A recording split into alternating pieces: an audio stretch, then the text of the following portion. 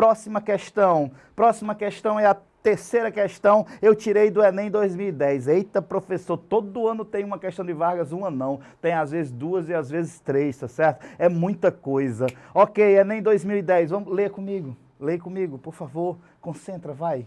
Faz o negócio ficar fácil.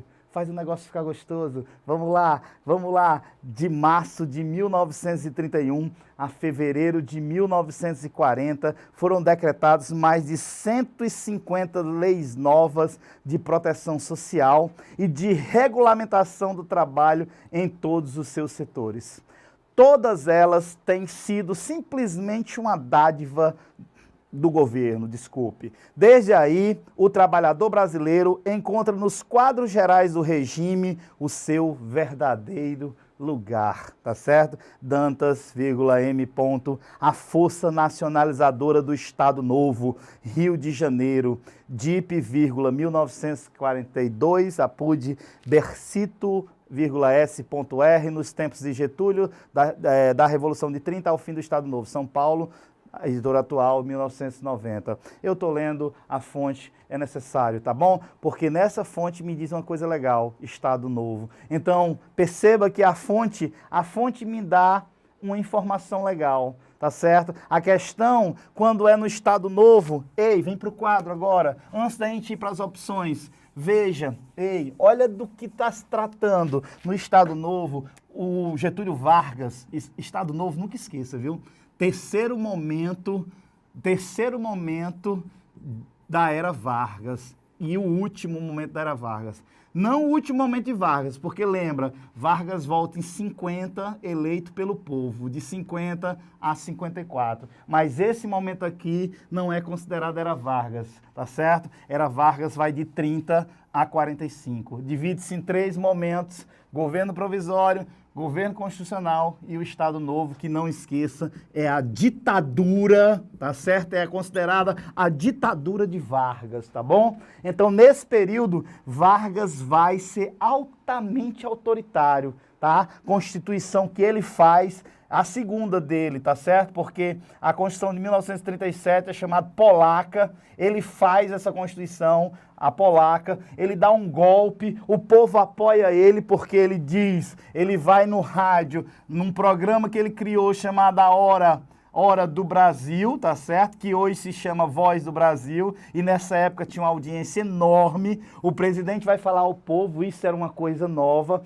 isso era uma coisa altamente populista, altamente paternalista, era uma coisa que Vargas queria que o povo ouvisse a sua voz, e a maneira como ele falava era algo sedutor ao povo brasileiro. Vargas já tinha colocado a questão vai falar sobre questões trabalhistas, né? Ele finaliza dizendo assim, o trabalhador vê no regime seu verdadeiro lugar. Ou seja, nesse período, pessoal, você vai ter a criação, e isso vale até hoje. Você que tem carteira assinada, você sabe o que é uma CLT, tá? Vargas já tinha colocado na Constituição de 34 as leis trabalhistas, tá? E na época do Estado Novo, para se tornar aquela coisa ainda mais pai da nação, pai dos pobres, pai dos trabalhadores, ele cria a consolidação das leis trabalhistas que rege, tá certo, a questão do trabalho no Brasil. E isso dura até hoje, tá?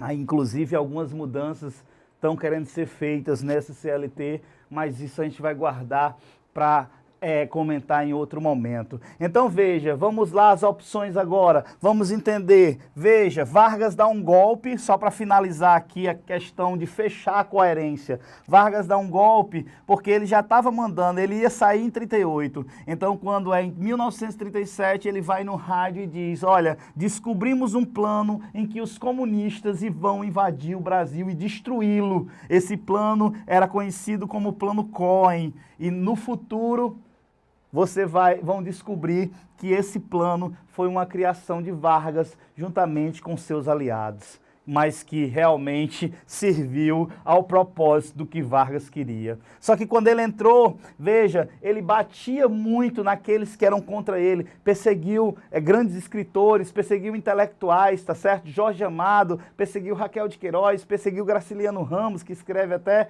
né, prendeu ele, né, ele escreve Memórias do Cárceres, livro muito bom que você tem que ler, tá certo? Contando como seria essa sua prisão quando foi mandado para a cadeia por Getúlio Vargas. Então as opções vão dizer o seguinte, olha aí as opções.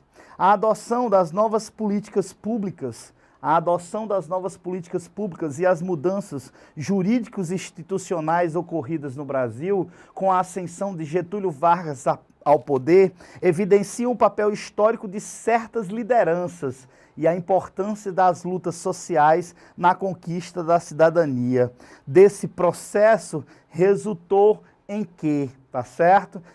Resultou em quê? Vamos analisar item a item. Professor, eu não entendi bem o que o comando da questão me pede. Então lê de novo, concentra, lê devagarzinho, tenta entender, tá certo? Vamos lá. A adoção de novas políticas públicas e as mudanças jurídicas e institucionais ocorridas no Brasil, quer dizer, ocorreram várias mudanças nesse período de Vargas, né? Políticas públicas foram criadas por Vargas, essas políticas públicas foram ditas populistas, foram ditas paternalistas, principalmente para essa classe trabalhadora, porque ele sabia que os votos, ou seja, voto não, mas o apoio teria que vir dessa classe trabalhadora, que era a grande maioria da população, e aqui eu abro um parênteses. Aqui um parênteses para dizer que essas leis trabalhistas nesse período, escute o que eu estou dizendo, escute que essa informação é interessante, essa informação é altamente útil. Vargas colocou essas leis trabalhistas apenas para trabalhadores urbanos, trabalhadores das fábricas, das cidades. Os trabalhadores rurais não recebiam esses direitos. Isso só vai ser colocado, esses direitos, para a zona rural, para os trabalhadores rurais, com João Goulart, tá certo? João Goulart, lá em 61, quando ele entra, um pouco depois ele vai incluir essas leis trabalhistas para os trabalhadores rurais. Mas voltando aqui, diz o seguinte, evidencia o papel histórico de certas lideranças. Claro, quem são essas certas lideranças? Vargas e seus compatriotas, Vargas e aqueles que estavam do lado dele. E a importância das lutas sociais na conquista da cidadania. Desse processo resultou em quê? Letra A. Criação do Ministério do Trabalho, Indústria e Comércio, que garantiu aos operários, professor, só um parênteses, foi criado realmente isso na era Vargas? Sim. Agora, olha o que se segue, que garantiu aos operários autonomia para o exercício de atividades sindicais. Qual é uma atividade sindical, por exemplo, que o trabalhador pode reivindicar juntamente com o seu sindicato? Por exemplo, um direito à greve.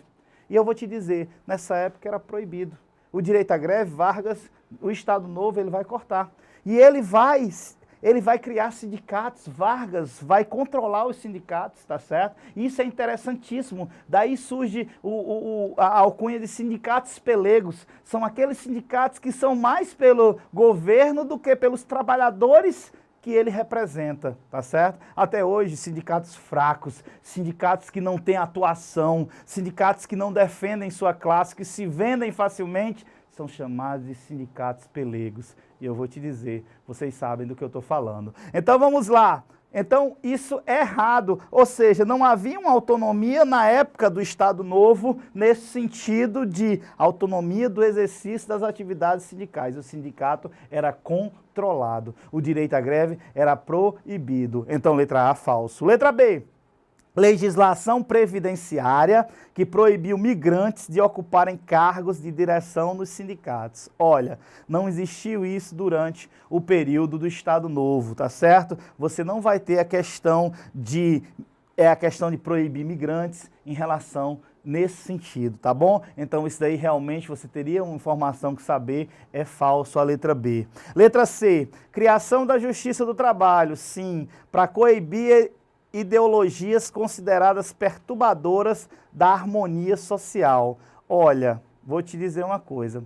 O texto, juntamente com o que você conhece, a Justiça do Trabalho não é o órgão que vai coibir essas ideologias consideradas perturbadoras da harmonia social.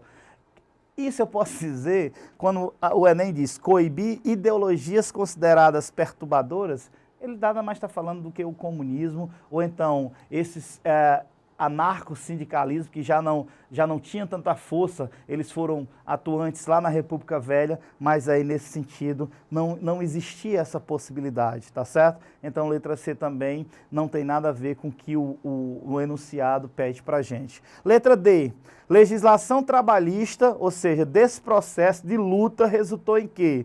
Uma legislação trabalhista que acendeu reivindicações, tá certo? Dos operários, garantindo vários direitos e formas de proteção. Rapaz, essa daí eu não vejo nada de errado. Vamos ler de novo.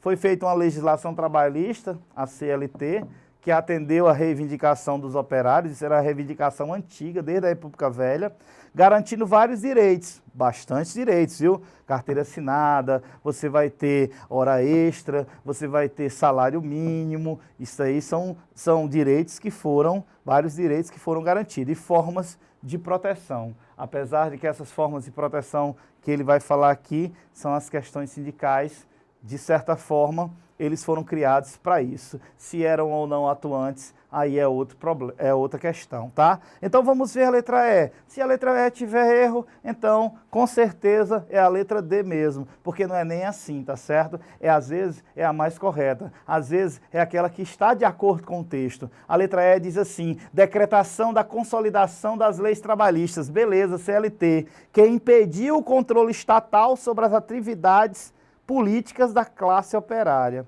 Impediu o controle do Estado sobre a classe operária?